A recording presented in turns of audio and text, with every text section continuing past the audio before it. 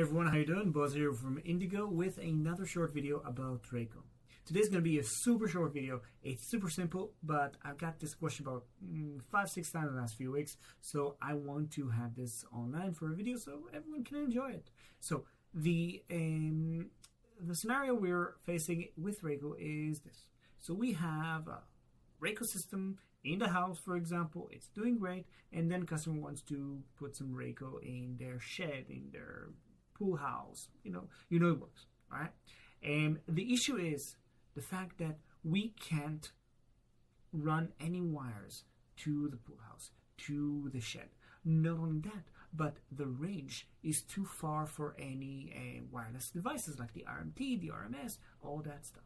So how can we get Rako system in one house and then another Rako system in the same house, in another house or another compound, whatever, to work together under the same banner, on the same system? So to do that, actually it's very easy. We have the Ethernet bridge option.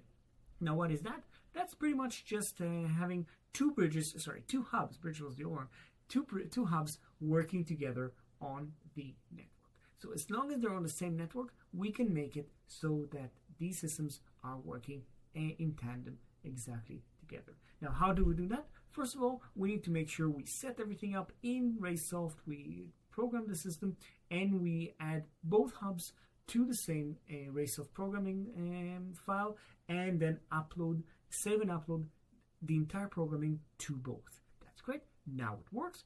Brilliant. So how can we set everything up? So we need to go to the hub web interface. We need to actually go to both of those hubs and click on the configuration option over here. Now we have a lot of options. I might do a short video about all these, but for both of the hubs, we need to make sure the enable Etherbridge is set up like this.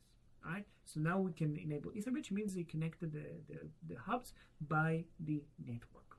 Now, also we need to do is make sure that only one hub has this, where is it?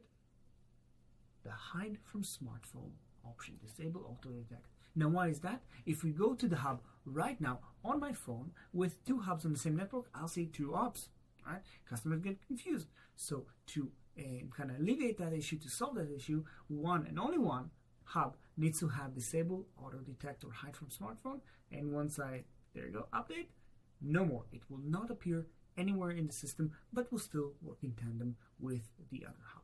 So that's how we create the Etherbridge connection between two hubs and connect them to the same Rako system. I hope this short video has been informative and helpful, and I thank you for watching.